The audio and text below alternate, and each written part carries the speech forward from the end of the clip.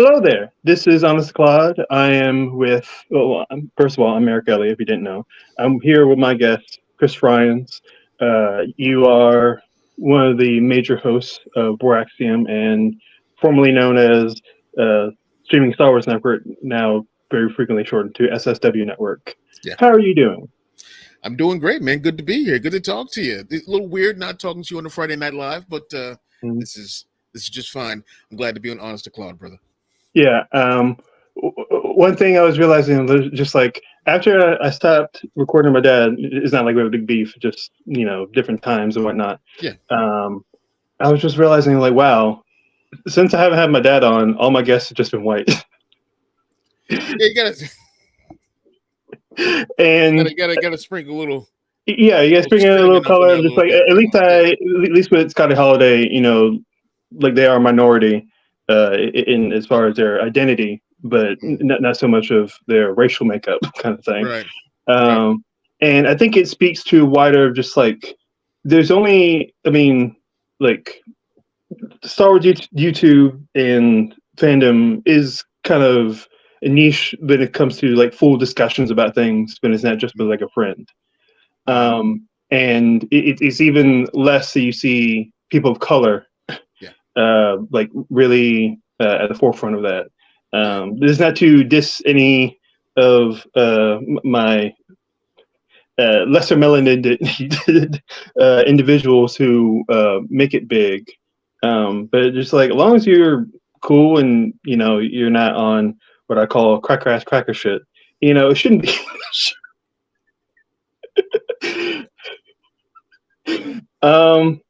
So I think it's important to talk about like what made you come up with shooting the poodoo. Well,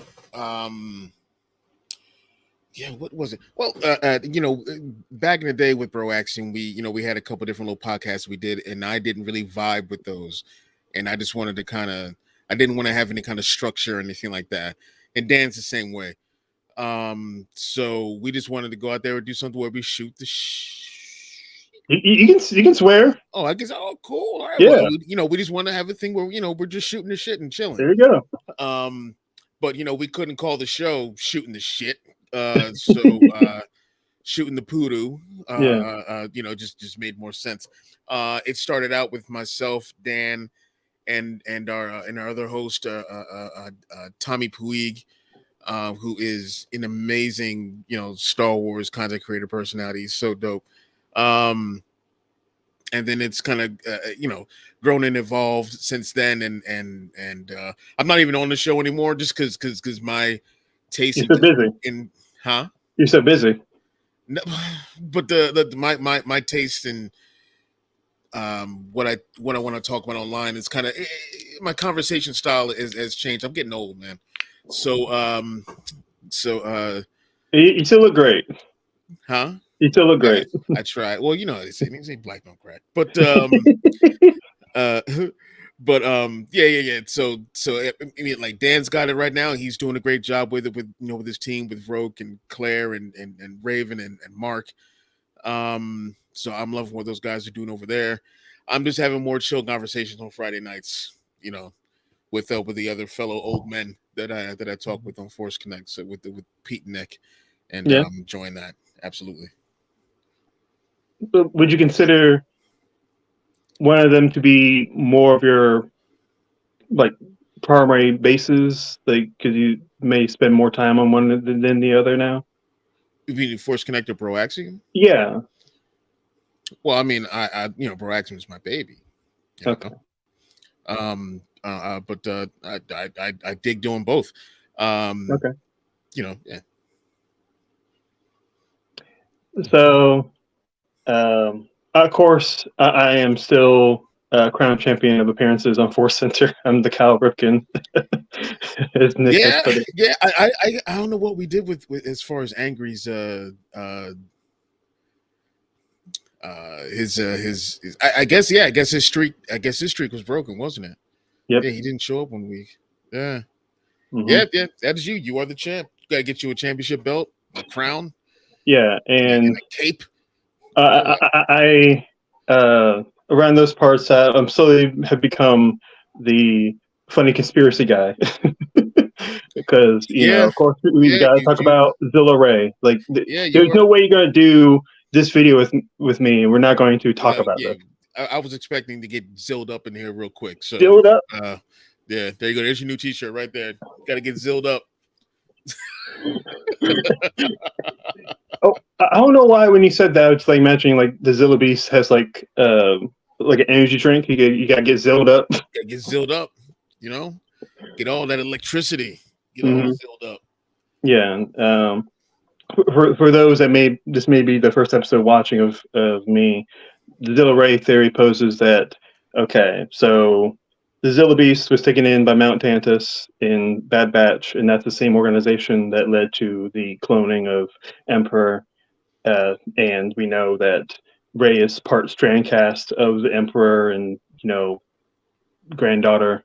So I'm just like, well, maybe like some genetics of the Zilla Beast to make him as powerful as he can be and like shoot all that electricity he was doing in Rise of Skywalker.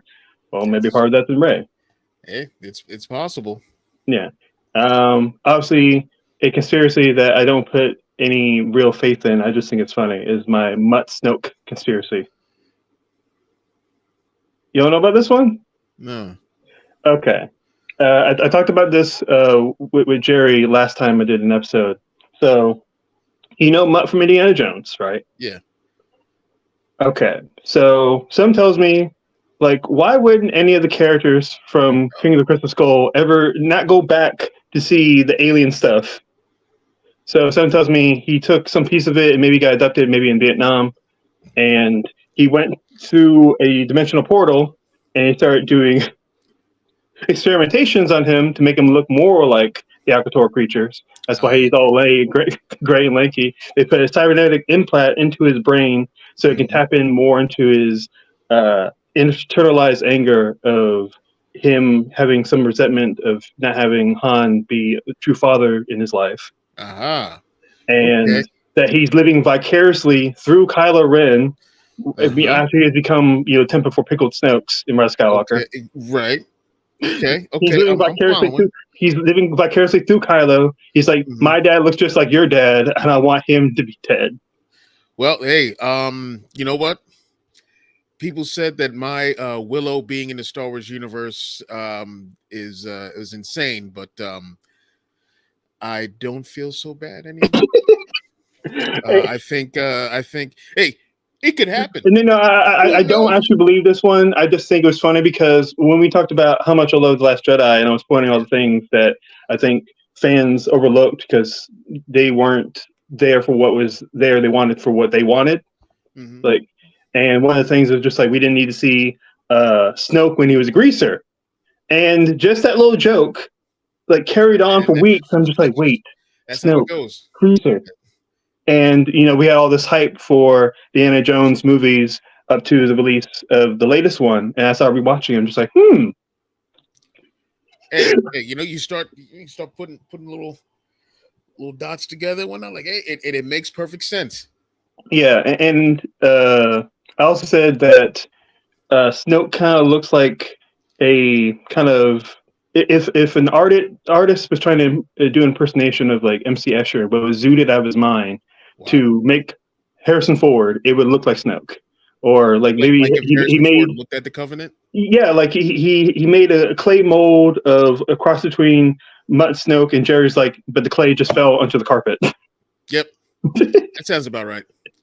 Like part of it fell on a pencil end and whatnot. Yeah, like it still has like pieces of chips on them. Yeah, some cat hair. I like where all this is going. And I'm expecting action figures from the fanfic and everything. So far, I have a T-shirt. Let's go. But yeah, like I've also talked about how clearly in the original trilogy, Luke wants to smash Leia. Like there's no other explanation for the way he acts in the movie because George Lucas didn't have that planned out as like this big retcon. And then you just have like Leia saying, somehow I've always known, and you have expanded universe material where they're kissing more than once. And just like, and I also consider if a deleted scene doesn't contradict anything in the movie, I consider it to be canon. What do you think? So if you, yeah. as long as it I'm doesn't with that. contradict anything in the movie, like if it's just like, oh, this character's dead, obviously, like you could be like, okay, that doesn't make sense. They were just trying to do something like the what is it, Phasma killing those stormtroopers in the last Jedi delete scene. That doesn't work because obviously that didn't happen. There's no way you can fit that in. Mm-hmm. Yeah. That will probably have to be cut just from how things worked out. Yeah, but like, I have cuts of there was some dude who did particular cuts of Revenge of the Sith or Solo, a Star Wars story, and like he remastered as best he could and put like these deleted scenes back in, and it works fine. Like I've watched all the way through, and it's kind of seamless. And I'm like, well, I was like, it happened. We just didn't see it. Like that's how I look at a lot of the deleted scenes. Not like there are scenes that just didn't work. Like Rogue One. There's a completely different cut of that flick out there somewhere, at LFL. So, and I guess what's been released is canon, and that's like, as long as it doesn't contradict anything, I consider it to be canon. Like Anakin meeting Padme's parents, I consider that to be canon. Yeah, for Attack of the Clone. Absolutely. Some other scenes I consider to be canon. The reason I bring this up is because we have a lead up deleted scene to before Luke and Leia kiss, where they even get real close, and then Han and them like interrupt. So like clearly they're playing around more than like she's just trying to make Han jealous. Like they were trying to make like a legit like love triangle kind of setup. That one, that was, to me, that was a decision, not just because it didn't flow with the scene. I think that one was a decision, just like, we're not gonna, we shot it, but story wise, we're not gonna pursue that. So I'm okay with omitting that from as far as from canon. But I mean, who am I to? I don't make the rules. I don't make decisions. I'm just you're not a director. You're not a writer. I am, but not for these movies. I meant but because we're just plebeians, right? we're just a bunch of jabronis. But I mean, hey, Luke's 19. He didn't know. He didn't know. But apparently, Leia knew somehow. She had a feeling, but maybe that was later afterwards. Where we have like, I wouldn't really call this a spoiler, but like, you probably have seen it online as like Ezra saying, you're like a sister to me, to Sabrine, and it's like, well, that didn't stop Luke and Leia, so I'm just like, you can. No, I mean, Star Wars. Siblings, I know the couple, fandom acts like what's the difference? I know the fandom acts like they. This is before they knew anything. It's not like they smashed, but the Ezra Sabine thing, I think at first he may have had like a little crush or whatnot, but then as the years went on, they got closer and whatnot. It became more of this family kind of thing with them. I not everything has to be romantic. No, not everything has to be romantic. Jazz, but I'll still enjoy, archive of our own fanfics. I can read them all I want and enjoy them. It's like, so nice. Yeah. So depraved, so degenerate. Rey's out there in the New Jedi Order, and she wants to find someone like her to have a relationship with, and apparently she's not going for Finn, which is still, don't get me started. But don't worry. Maybe she finds a nice Zillow boy out there. Who knows? Who knows? It sounds like was it the Wolf Boy, like on the magazine, to get the Zillow boy. Right.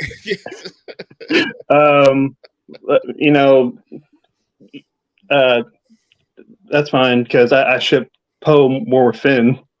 And I ship everyone's got their different things. Like to me, I just saw when I first saw them on screen, I was like, bros. Like those are star bros right there. Like that was like my first thought. But everyone comes from a different background or different mindset and sees things different ways.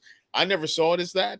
I just saw it as like super homies. Like that's how I saw it. I mean, I have no beef with that reading either. Just like when we go into it, like we see what we see, and you know, I'm not gonna be like declarative, like, no, you're wrong and you suck Right. because you have this Think like me. head canon. Like Yeah. that's absurd, and people that Don't get do me it started like on head need a canon. life.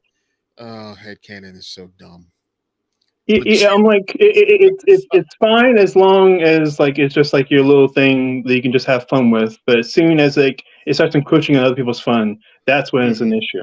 Because Absolutely. I think we all have like deep Star Wars fans all have the little headcanons of things that are not explicitly said, but it just kind of like saying that you're just kind of like, okay, well, I think that's kind of how it works. My closest to head canon, but I was like, but like this is true. And then they finally hinted towards it a little bit in episode 9. Was that Finn was force sensitive? Leaving a little sprinkle, a little hint there for you. Yeah. Was that Finn was force sensitive without ever saying it until thanks to the Lego vacation special vacation. and that's I was like, yeah, there's the Finn I've been looking for. Thank you so much. I'm like the one where Rose has more dialogue as a Lego than in live action with the 9th movie.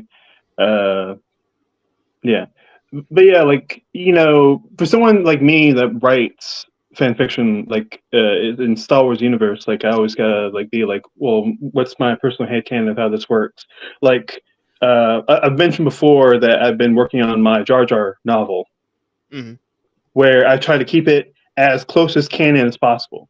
Like something happens in the Clone Wars, I try to incorporate it. Something happens in a book, obviously the movies, I try to keep it as lined as possible. And something that I was trying to make backstory for, something that's never been established in anything I've ever heard of, is like how Gungan mating customs go. Nothing. There's no book I could find where it explains that. But I'm just like, Thank you know God. what? I'm going to break this down in a pseudo fantasy, pseudo scientific way, so you can like it's not supposed to be like sexy.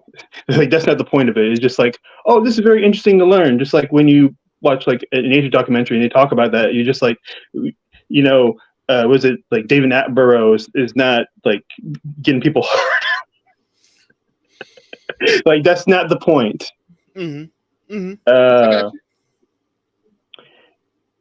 And speaking of Gungans, you know, on my first appearance, I talked about how aliens are frequently used as racial metaphors for humans in the Star Wars universe. That's across the board. That's across the board. Like not just Star Wars. It's everything. Trust me. Like I was just watching Gungans, Ewoks.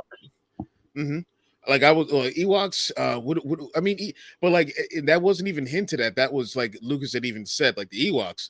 That was literally, I think they were the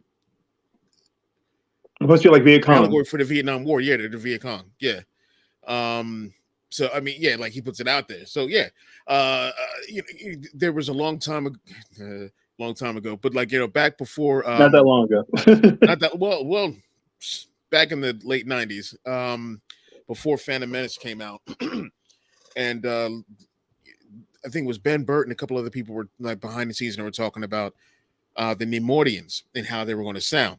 Yep, and they said that they went with like Cambodian and a few other like you know Southeast Asian accents to make up their you know just like you know just make up how they spoke, like you know their dialect and everything. So when I saw it in the theater, I was like, oh yeah, okay, yeah, I see what they're saying. Or people were outraged. I'm like, did no one else watch this interview but me? Like you know like because I was not like I was bracing for it, but I was prepared to hear you know what they sounded like. Where you know so I don't see them as I don't really see them as Asian outside of like you know they had that same dialect, that same well, I mean you can accent. also look at the clothes, The clones, the clothing. Oh, the clothing. Yeah, I could also say that for Naboo. Yeah, like so, I don't think, like I've said before, I don't think George Lucas is like a horrible racist or anything like that, but I do think he suffers from a little bit of white ignorance, where A lot of people do. Yeah, and like I mean, like this is the same man on an interview that was just like was trying to pat himself on the back for him working on Red Tails, and he was just like, "Oh yeah, this is the first black cast movie." I'm just like, not even close. Like, and it's not like that statement is like it's not hurtful in any way.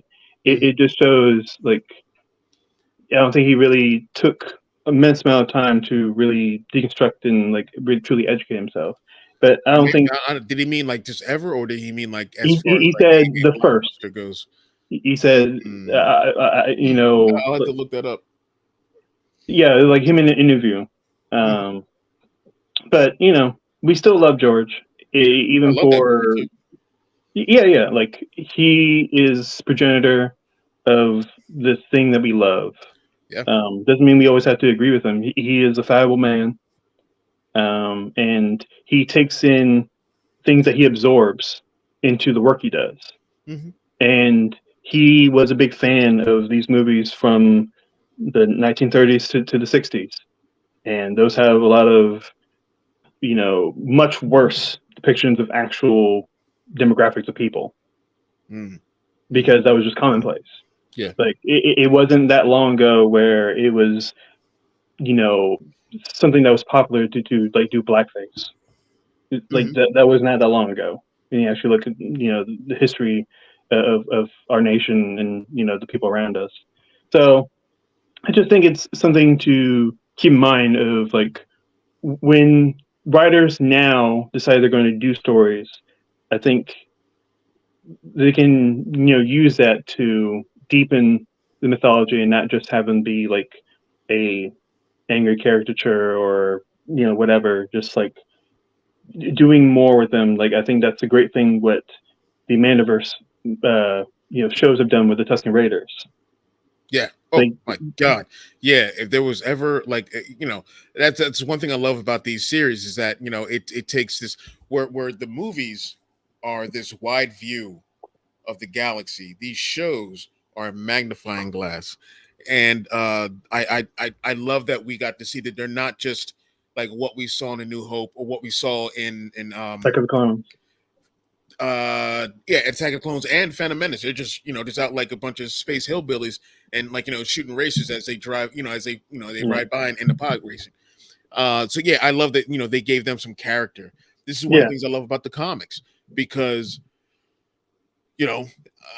I'll take Bosk for example. Like Ethan Sachs has a comic book out that's called Bounty Hunters, and it's a group of bounty hunters, and they're doing their thing, and Bosk is on this team, and Ethan has put so much character into Bosk where before he was this cool looking tough bounty hunter, lizard man bounty hunter who as a kid I used to just have him and Chewie fight all the time. With my little action figures and whatnot. Oh, and I'm pretty sure your homeboy is going to hear this, so I gotta say, Trandoshan rights. Oh yeah, Dan. Well, you know what, and Dan, he was kind of justified as we learned later on with Sid, but yeah, Ethan has put so much character into Bosk, where he is now like one of my favorite characters. Like I like he's still a harsh individual, but he's very endearing as well. Yeah.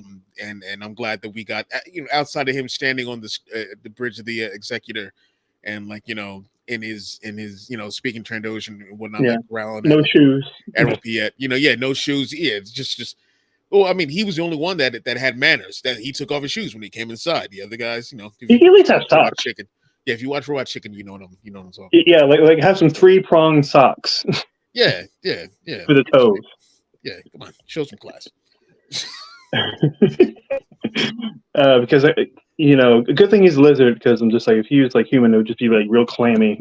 Yeah, yeah, they had to mop that up, space mop. But yeah, like something that the Gungans and Tusken Raiders, not only kind of like racial metaphors that they have in common, is that they are a people that had to deal with settler colonialists. Mm-hmm. The Naboo, whether they're good intentioned or not, they benefit off of this oppressive system with its, land stealing and, stripping of resources.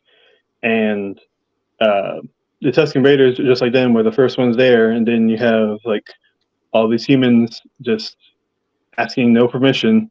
And some tells me a few of them were just kind of killed off like Anakin does, who was definitely not justified. I don't care what you say. That was genocide. Yeah. And Padme's partially racist because she cares more about human children any more than Tusken Raider children just being killed off. She's like, whatever. Yeah. Well, maybe she got a little thing for What? killing. I don't know. I was trying to have a witty comeback on that one. I lost it. But who knows? But yeah, I stand by. I'm sorry, you killed my mom.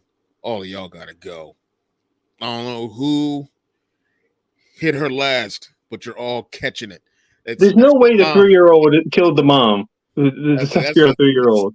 That's my mom, son. You're all getting suplexed. Every last one. Yeah, but how many moms did he kill right there? If anything, there should be a retaliation of the Tusken Raiders against him, right? It's only fair. No, but they fear him. They fear Vader. Like I think he came back and wiped some more out. There's a short comic. Because he was just on the tippy toes of like walking into fascism right there. And I think something happened where he came back and did another job on them for some reason, or it's just like I'm doing part 2. Another one. DJ Khaled did them, and they built some kind of like horrific monument to him, like just like this wicker Vader bust, huge thing, and they do that so that he hopefully does not come back and wipe more of them out. Yeah, I did read the issue where he has the second go around, where he was like hanging out with Jabba. I did read that. Yeah. Because don't mess with my mom. Don't mess with my mom. You catching it? Because I read some of the Star Wars comics here and there, but like I'm not a consistent reader. Mm-hmm. That's all right. I only give Pete and Nick. Yeah, because like. It's very, very, very low numbers. Like you can't even limbo underneath the numbers of the comics I've read in that decade. It's like I think it's a grand total of 7 between the two of them. I think that's how many Star Wars comics they have read in the past decade. Because of course Pete says he used to do it back in the 90s. Yeah, but back when everything was tubular, he was on it. But I'm working on them. I'm working on those guys and getting them up to these comics because they're like sometimes we'll send each other like pops or whatever, like stuff that either one of us is looking for, and whenever I send them stuff, I always slip in a few comics in there, just like so read them. Did a character appearance like Black Chrysanthemum like make him more willing to like check out like maybe Dr. Aphra? I mean, and that's the thing with all these shows and whatnot. It's all there, not to confuse people, but to get them interest in these characters. And yeah, absolutely, those guys. I believe they were more interested in Chrysanthemum and Black Chrysanthemum. After that, a lot of people were, and I think that's fantastic. Now go read those Aphra comics. Go read Kieran Gillen's Darth Vader comic. Yeah.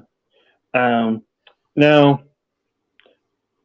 of course, like I think one of my favorite series was like I really like the Crimson Reign short series. Mm-hmm. I just love like all the different things. The whole trilogy, or that particular one? I remember I read it was like a 4-issue like first mini run. Yeah. I just really liked all the things they're bringing together, like, okay. And I also love they brought in. I can't remember the name of the pilot, but he was played by the same actor who played Boba Fett in the original trilogy, and he also played a pilot in Revenge of Sith, and I think it was Kira that like tortured him. With like an ancient. I think Jeremy Bullock. Well, Jeremy Bullock's his name. Yeah, Jeremy Bullock. I have to go back and I read so many of these things. I have another one to read because I have another preview I got to do for tomorrow. But I read so many, I start to forget some of the things that happen. I have to and of course you also live life. Huh? You also live life. So, you know, you gotta like keep up with like personal payments and like family members. Yeah, absolutely. Some of that stuff. But it's like Star Wars is the most important here. Family, that is financing. But yeah. It I love when they throw those callbacks in there like that. That is always awesome when they do that. You know? Like I was reading it, I was just like, this is fanfic generation, but I mean that in the best way possible. Where like one issue you can come around with some certain fanfics is that like it's just a fruitcake of nothing but Easter eggs in like character development. It's like, that's like one of the bigger issues. But I mean this in the ones where it's just like it's passion. The person knows how to do good writing, and they are able to incorporate so much of the mythos in the franchise. Yeah, and Charles Soule did that. I thought fantastically with War of the Bounty Hunters. I'm a big fan of the Star Wars Droids cartoon from 1985. Huge fan, huge. And it's my goal, like if I ever get to write a Star Wars story and I have one written, I would bring back like all the characters from that. And Soul did that to a degree in Valance. Oh, not Valance, but it was just a mention, and that's all I needed. I was like, ha, now they're canon. And it's the Fromm gang, Size from, Take from, the Fromm gang from Star Wars Droids. So I'm really happy that that he did that, and Claudia Gray did something with that too. I forgot the name of the actual race, but I'm blanking on what the Tamuzan. They're also from Droids, and I thought that was dope that she did that as well. Like, I love that. That the Droids stories are getting some love. So yeah. Like a character that was initially from Legends that I'm happy was brought into canon is Jackson. Jaxxon. People don't know. He is Green Rabbit Man, like bucket hairstyle. And he like rode with Han Solo's crew back in the 70s comics. And even though he looks goofy, I'm not gonna lie, I wasn't badass. He's a badass. Looking goofy and like mutually exclusive kind of thing. Right. He just took care of things. He was always on a roll in that original, series. Back when they were just like, I guess the movie's coming out. I'm not sure yet. They were just writing, like as they were watching it in the theater, just like, oh, I guess. Like one thing, just like how I know they didn't have like the best references at that one point because they were writing it while the movie was still out, is that you can look at the drawings of banthas and they don't quite look right. Like you can tell that like they're really going from memory. They didn't have all the but they didn't have the they didn't have a 3D model on ZBrush that they can turn around reference. Is that like today? They did what they could. Yeah, like I know that's what the artist, the main artist for the Poe Dameron series, he has like a 3D model of Oscar Isaac's head. So that way, Phil Noto. Was it Phil Noto? Yeah, Phil Noto. Yeah, Phil Noto, I think maybe one of the best. So good. Yeah, Star Wars comics art. Every one of his covers, like when Dan and I first started doing the Quick Shots of Bro Axiom, our Star Wars comics preview show, our first book that we did was the first issue, I think, of the adaptation of the Han Solo a Star Wars story. And every cover of that series, I was like, I need that 2x3. I need that framed. I need that on my wall. Like those were so like works of absolute art. Like I still want them. I have them like they're on my wall here somewhere. Like another recent Star Wars comic artist I really like is the one who did the Kanan series interiors. Mm-hmm. Like I don't think they look quite like traditional comic book like art, but like they have life to them. Mm-hmm. Like it's just like a little bit of wacky, but it can still bring serious moments when it needs to be in the Yeah. series. Yeah.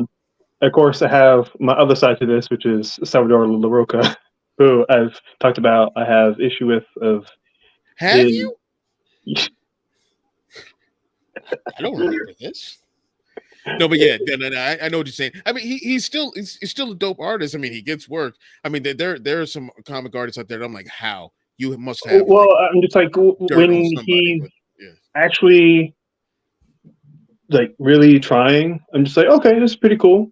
Mm-hmm. But when he's constantly using frames from the movies, is very distracting because we know the original trilogy like backwards and forward. Yeah.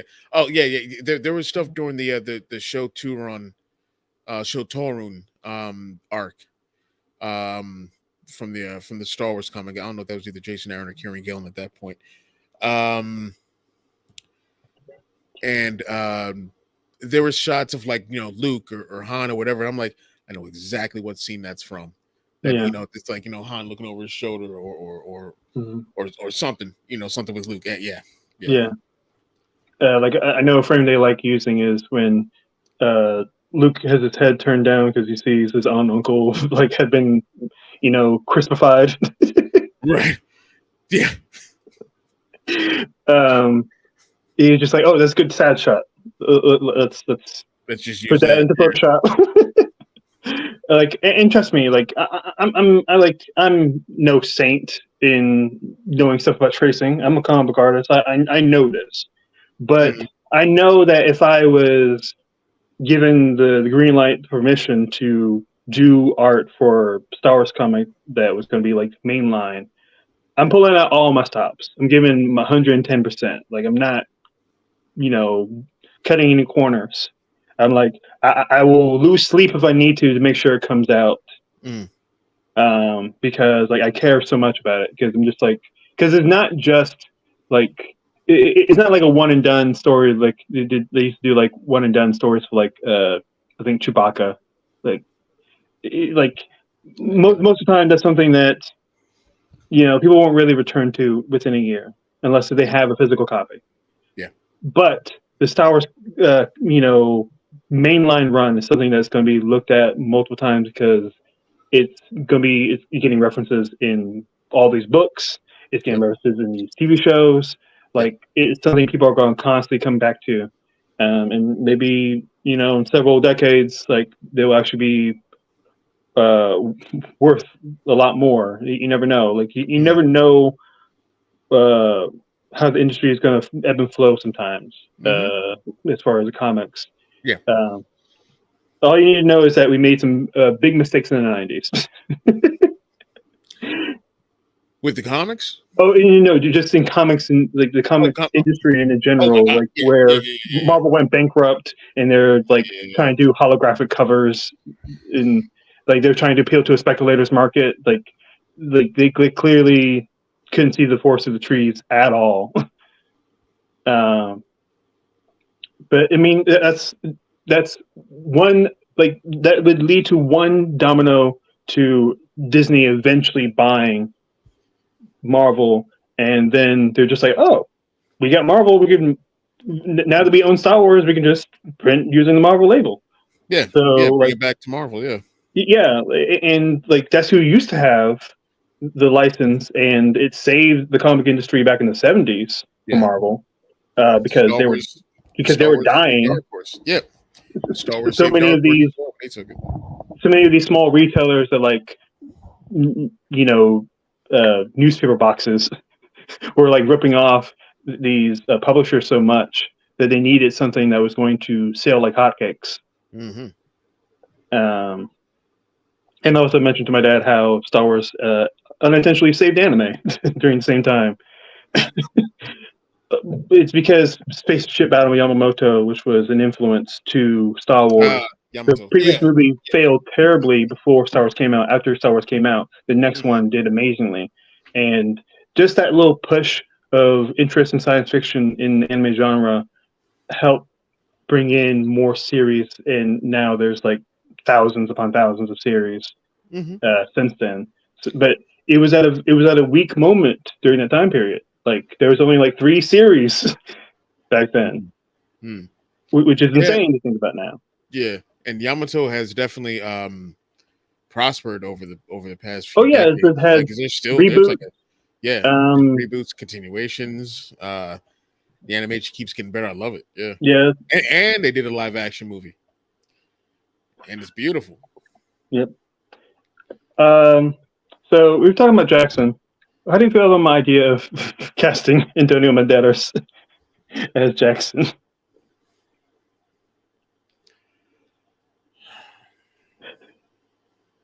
Like Antonio Banderas now?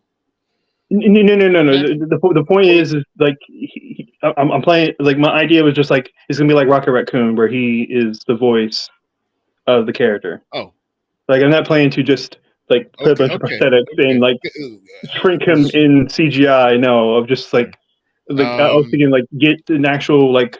I'm okay with that. Don't make him sound like this. No. I wanted him like Puss in Boots style sound like that voice. Yeah, as long as they're not going to go wabbit with him. No. Give Jackson that sexy Banderas voice. Make it serious. If Billy D wasn't already in Star Wars, yeah, I'd say he could voice him. Yeah, and it's not like he like he doesn't have like a litany of examples of like dramatic acting. So I think he can bring in the comedy, he can bring in the serious when he needs to for practically anything. Now another thing I've mentioned on SSW Network while you were there with your boy Mike is that I think Anakin has Oedipus complex. With Mick. Anakin. Yes, Anakin. Yeah, has Anakin. Oedipus complex. Yes, I don't think he wants to smash his mom. I'm not saying that. He's a mama's boy. I'll give him that. I mean, I'm a mama's boy. But I also think like he like right after the sentence of him being worried about his mom, he talks about how I'm worried about Padme. Like he is drawing them really close to each other. Those are the two main ladies in his life. Yeah, I think part of it is like he has a separation from his childhood, so he can't. He is going around aimlessly. One, because he doesn't have another role model that he really needs. Like Obi-Wan tried to be his father figure, but it was more like his brother, and he just kept having issues with him. Qui-Gon should have been his father figure. He is way more acclimated to understand him. Like when he is explaining, like even though I know this is something that's made fun of by everybody, but when he's explaining midichlorians, he gets to his level. Like we really don't get that with Obi-Wan when he's like a little kid, and like I'm also the read that Shmi has a thing for Qui-Gon. That's my headcanon. There was a little thing. I can see it. See it, but Qui-Gon being the quintessential Jedi that he is would probably. Yeah, he's like, well, I guess I could stop this exploitation of human life, but Yeah, I mean that was very Jedi of him. No, I'm here to do this thing. Yeah. Not free to slave. Sorry, I got a thing. Yeah. What's going on? Can we talk about bed sand? Sure. It's what is it?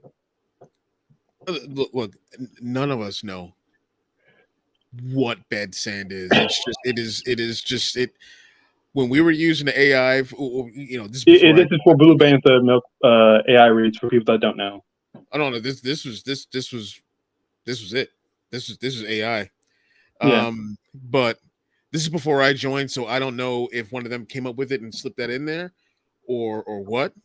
But it's just bed sand. It just makes everything just dirty. Everything's dirty.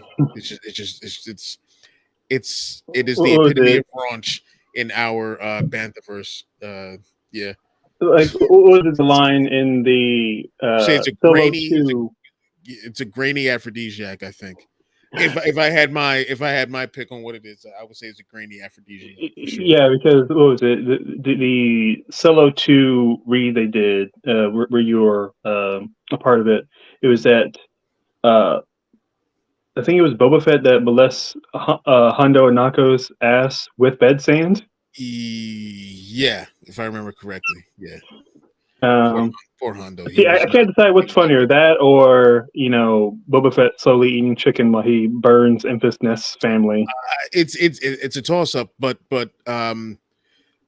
the I don't know which one had more traction. Was it the yeah, the Fett slowly eating chicken, slowly Mm-hmm. eating chicken, as Dan would say, or What a mission! yeah, or him, yeah, or him, yeah. Listen, Fett was a that was a force to be reckoned with in that story. He didn't respect people's parents. He slowly ate chicken. He molested Hondo Anaka with bad sand, Yeah, and Hondo, as the person who played Hondo, he never recovered from that. yeah. And there was also a droid fondler in that story. Yep, yep. Uh, but yeah, The like whole the Bandaverse is very naughty. yeah, like you know how people say like this movie lives rent free in my mind. Mm-hmm. Those That's statements right. from those AI reads, like also the Yeah. warp storm and the Great Monkey War, Yep. and you, oh my God, you as Finn yelling, "Ray!" I'm not That going to do that right now. I can't do that right now. I think when they go home, yeah, I will. Yeah, they will think someone's being killed in here. but I think maybe you have the spirit to do your uh, amazing Lando voice work. You have a little bit in there. Yeah, I mean, like I've enjoyed when I started doing the Lando voice. It was just I did it as a joke on one of the because I never done the voice before, and I can like I've always like throughout the years I've always been able to mimic voices and that sort of thing. But with his, like I did it once for a Bro Axiom thing because my boss it cosplayed at Lando Calrissian. I was like, give me that cape. So I put that cape on. I did something real quick for Bro Axiom, and the voice just came out, and I just started doing it and whatnot. And then I kind of refined it as I went on. But yeah, luckily I've gotten a chance to play not just Lando in a comedic sense, like with Blue Panther, But for comic, but for the Star Wars audio comics, I've gotten to do it, and that's been awesome. Like playing Lando, that's been pretty dope. That's been awesome. yeah, I got to play Finn, not just with Blue Panther Milk, but also with another channel that does like their own parody Star Wars movie videos called the Aeronauts. They were doing they started to do the sequel trilogy. I'm hoping that they're going to do 8 and 9. But I played Finn for 7, and I tried my best to do my best Finn voice for them so I could be Finn. But I think I already sound enough like Finn in my regular voice. They were like, just do your regular voice for that one. So I was like, okay. But yeah, that was fun. That was fun. yeah. And playing Hondo was fun. So, can you explain Aeronauts? Because I don't think I'm familiar with them.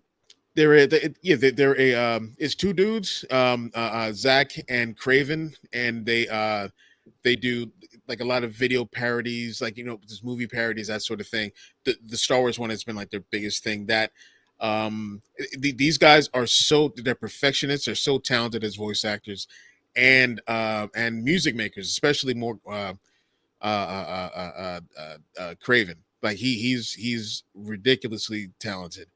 Because like music is like almost like the backbone of like every video that they do. There's some musical number of some point in every Star Wars video.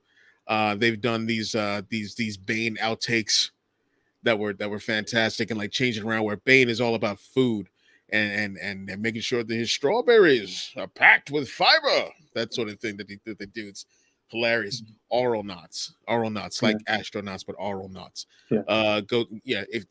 Go check those guys out. They are hilarious. I got to play what was I? Not just Finn for them. I was in a Star Trek parody. Real quick, I played Geordie LaForge. Okay. And then I was a stormtrooper, and they did this Obi-Wan. They did their version of Obi-Wan Kenobi, because in their Star Wars series, the Jedi were a bunch of partying, drugged out slackers, and all they did was like just party and dance and all that kind of stuff. The Sith, the Empire, they were just like they were just like corporate, just businessmen, and the Jedi were just these troublemakers. Now, And then Obi-Wan in that series was called Larry Kenobi. Like that was his, like his name was Obi-Wan, but when he had to check in for rehab, he was like, yeah, my name's Larry Kenobi, something like that. It's hilarious. You gotta check it. Yeah, too many death sticks. Yep. Now, I have dressed up as Lando for Halloween when I was younger. Like, it's been a few characters that just like, okay, well, I got them on the checklist. The few black characters that I got that I can pull off. Like, I've done Mace Windu, Lando, Bishop from X-Men. I went as Easy one time. You should have gone as Easy He. Have you ever seen that? Like it's Easy E mixed with He-Man, and it's hilarious. I don't think I have. I'm gonna write that down. Easy He. Trust me, you will not be disappointed. Yes. See, sometimes like I do like a lot of appearances. Frequently not with my face, or sometimes it's just like me like messing in the chat and maybe it'll pop up. But I don't count it as on my list of my appearances unless if it pops up.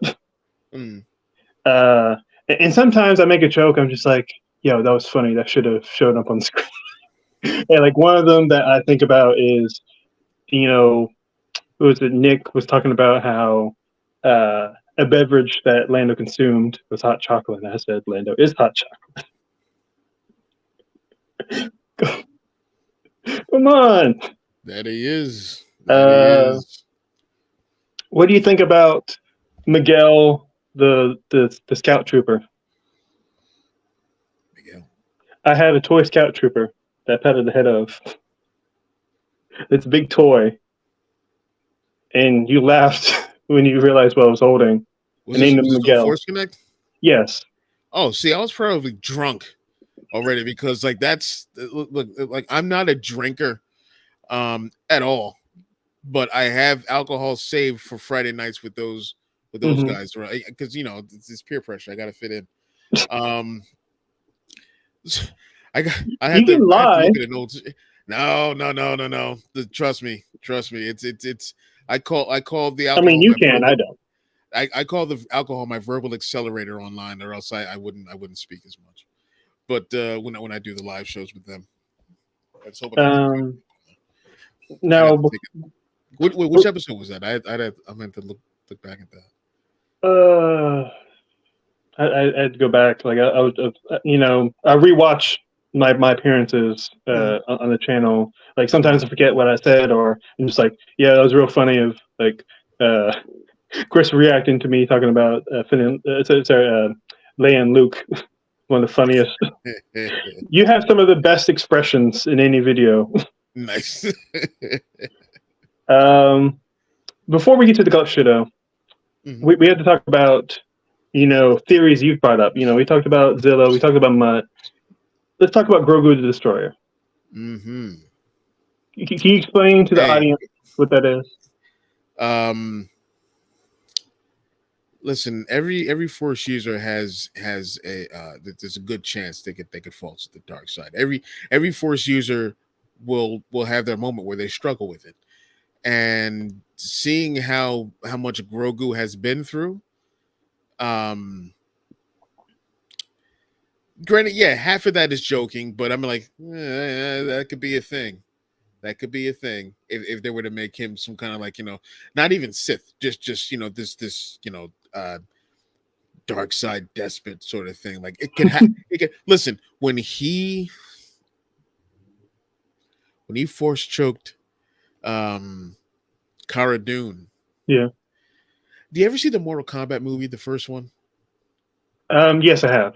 Okay. Do you remember when Shang Tsung was watching Sonya Blade kill Kano? It's been a while since I've seen that movie. I'm sorry. I'll just he's sitting on his throne like watching this fight, and when Sonya Blade is like got him in this head scissors and she breaks his neck, like while Sonya Blade is breaking Kano's neck, Shang Tsung is like, yes, that's what I was doing when he was force choking Cara Dune. And this is like not whatever dumb shit This is aside from later on. the drama of the actress who plays. No, yeah. Well, that was this is way before that stuff. But I was just like, yes. Like I was waiting for Ezra. The moment Ezra, I was like, oh, he's force sensitive. I'm like, oh, he's turning. Oh, yes. And then he did for a little. He sort of did, and then didn't. No, he's not Marek. No, I don't think he's Merrick either. No, let's stop all that. But yeah, I and that's my one thing is I've said before, like I sort of lean not so much to the Jedi side or even to the Sith side. I'm pretty sure I would definitely, if I were Force user, I would be incorporating a whole bunch of dark side Chris, in my repertoire. I'm going to tell you why I was just laughing there. Okay. Mm-hmm. I heard what you said, but I'm going to tell you why I was laughing. I was just imagining it's like, well, it's not Ezra. It's Ezra, this clone. Oh, boy.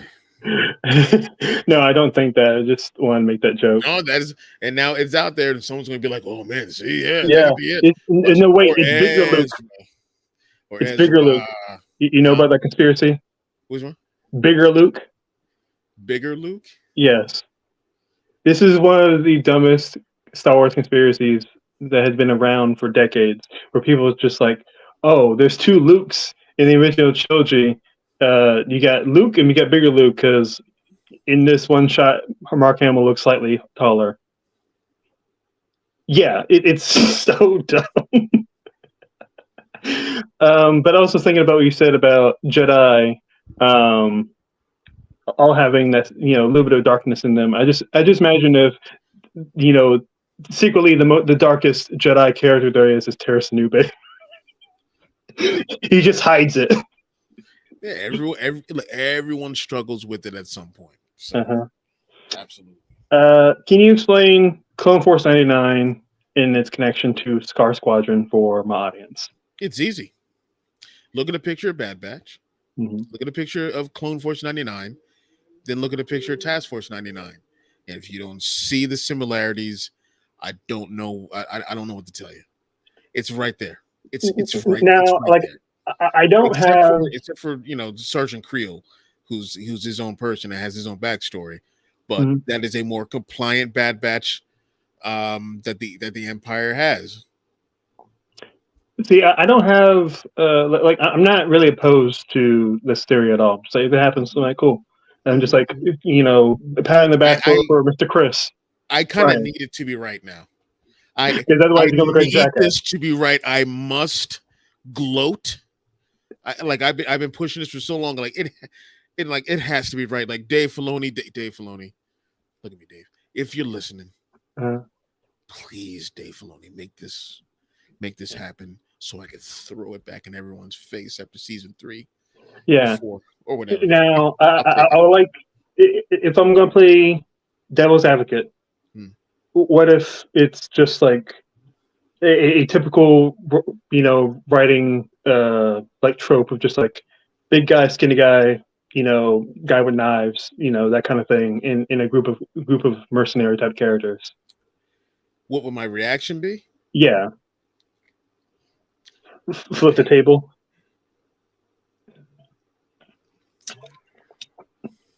And then I probably wouldn't go online for a couple of weeks.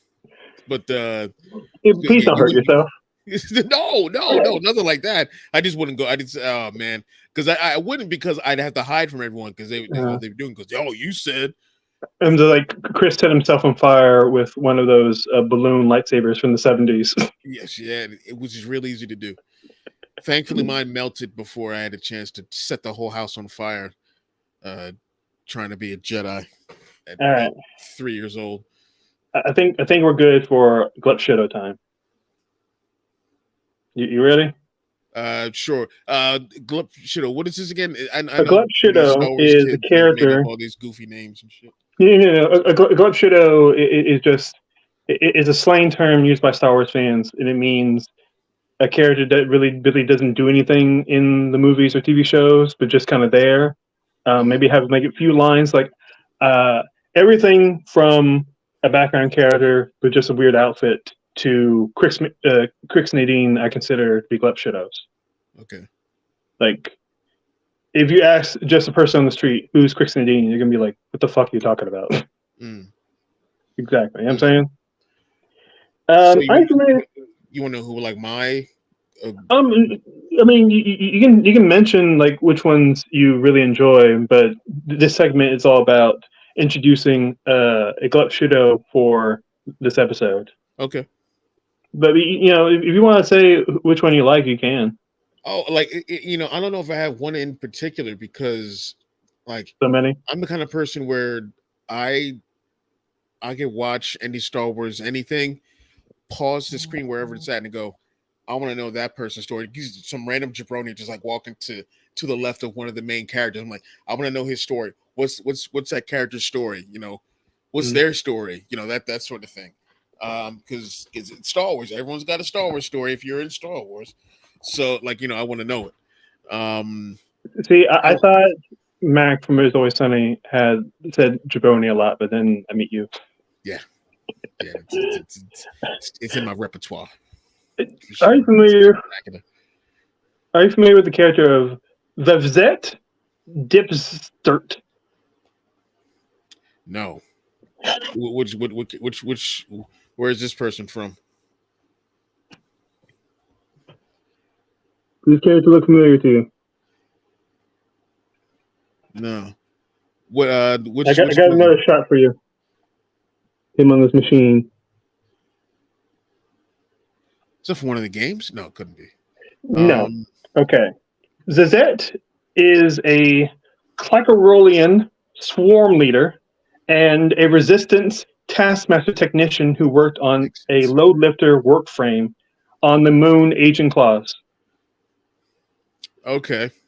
This is a Rise of Skywalker character. Yes. So his alien race, like, they look like bugs and they kind of operate like bugs. How far in the background was this character? Okay, so you remember how far in the background, and what machines were around this character so you couldn't even see them? A load lifter. And the attentive E4. Oh, well, yeah. Like, it's a little tough to miss. It's very tough to miss this character because in these shots, like, there are sections where it's a little faded out because they're focusing on Rey and Leia speaking to each other, and they're also moving around. So, like, there's so many great costuming in the movie that I'm just like, I can't see it. I just can't. Like, I'm incapable of seeing it. So that's out of my issues at Rise of Skywalker. That's a very low list. But he had to bring in his swarm. So there's multiple of his alien race. Okay. These bug people that all work as resistance technicians. He had to. He felt like he had to bring in the other ones on task because they would keep having 20-minute breaks where they would play sabacc. And their race tends to be very much about working. Apparently, another alien of his race called Mizich Moser introduced the other ones to sabacc. Okay. I'm in. Give me a comic on these characters. Right But now. yeah, when Rey tries to return the lightsaber to Leia, that's where he can be seen speaking to a member of the logistics division. Okay. Well, I need an excuse to watch Rise of Skywalker again. So I don't hate it, but I will have to look for that. And yeah, while we're at it, give me a whole novel on them. Just give me. Yeah. I'll take it. I'll Mm-hmm. take it. Um, I just love his big pearly eyes. Like, I love like Ryan Skywalker's scarf game is way higher than any of the other movies. Like you see Poe's scarf Oh, scarves. Yeah, is scarves. Yeah, amazing. His absolutely. scarf with like Yeah, the beehive yeah. hexagons, Yeah. brilliant. His stubby fingers. Uh, Costume designer was all about them scarves for them Afghan scarves for these guys for sure. yeah, and like another thing I noticed is that there is a shit ton of Z's in the Rise of Skywalker creatures and background extras. Mm-hmm. I guess they were just like, what do we Yeah. name this character? I don't know, just throw a Z in it. We don't have a lot of Z's. Well, I Just throw mean it. that's someone from the '90s came up with that because that was a thing back in the '90s was having a Z at replacing an S. But I also think it's because it's kind of a joke because it kind of looks like bee or fly and like where they make Oh well, yeah, yeah. that kind of noise. There's a what was the name of this character? I think it was a Green Lantern character or something. Something like that, like a B and a couple of Z's, apostrophe T, something like that. If I'm remembering correctly. But yeah, that makes sense that it's got all that stuff in it. Yeah, for sure. So if you got the story of Zizette, like what would you want him to do or get involved with? I'd want to see this character. Um, well, depending what's their lifespan. Are these fly people? They live in a couple of days, or are they it all Or live depends. like a human does, Hmm? If they or got live as humans, long as human does. well, I need to know why this particular fly guy joined joined the resistance. Yeah.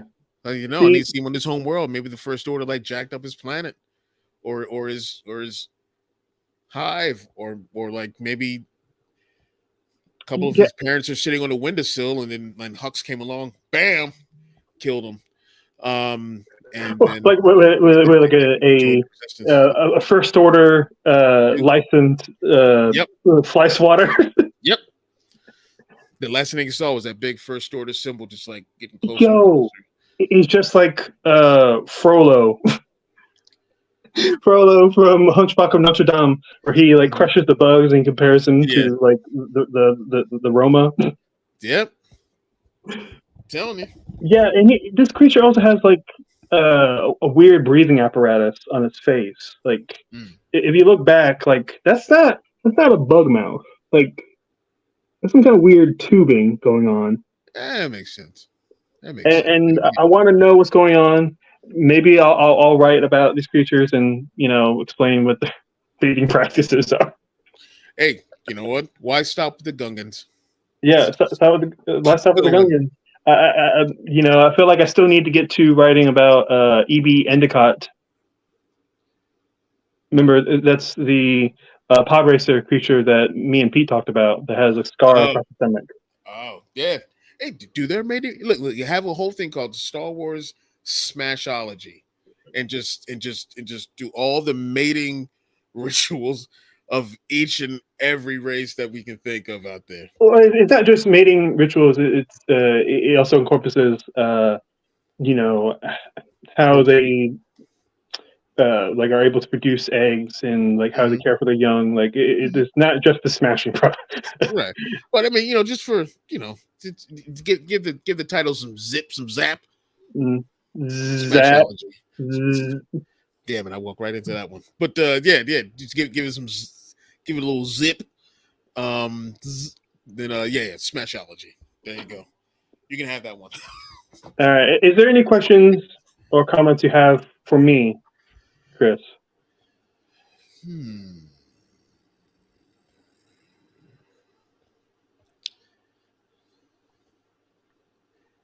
Well, I would keep it with comics.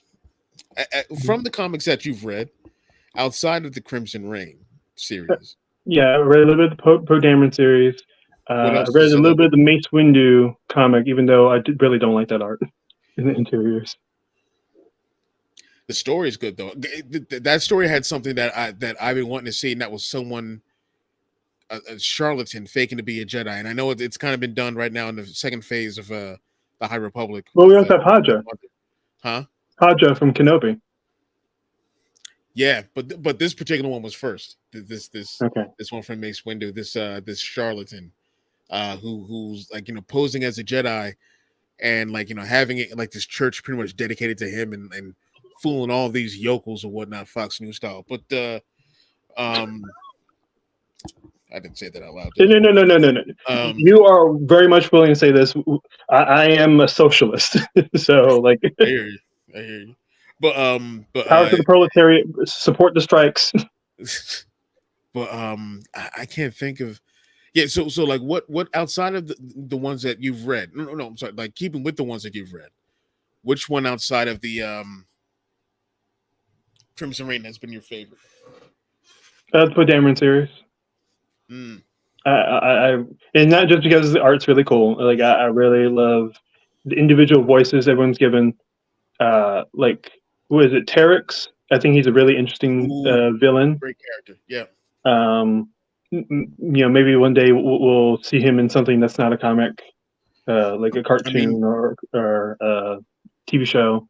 It's possible. It would be dope to see him in some of these current shows that are coming out, particularly, you know, with the timeline that they're in. You know, maybe before you can make him younger. Regions. Yeah, a young Terex, absolutely.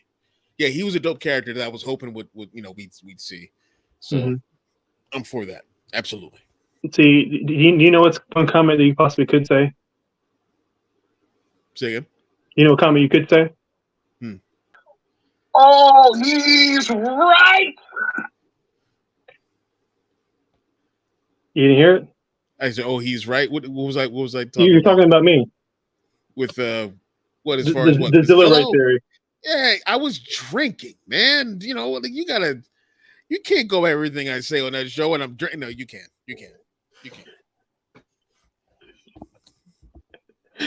All right. Well, did you enjoy your time here? Absolutely. All right. Well, I was glad to have you. You know, get to know each other a little more. Absolutely. Because you know, even though I got like 18 weeks. I don't know. It's been a lot. Like it's something about just having the 1-to-1 for an hour that's totally different. Absolutely, dude. Going to see you this Friday? Should. I'm currently been moving, but I don't think I'm supposed to be moving completely until either Saturday or Sunday. Okay. All right. Well, you know, do what you can to keep the streak alive, but if you gotta take a night off, you know, we'll just have you and Angry back at put you back at 1-1. You know, the streak will continue. Well, check out SSW Network. Check out Broaxium, of course. Check out me because I'm awesome. And I'll see you next time. We love you.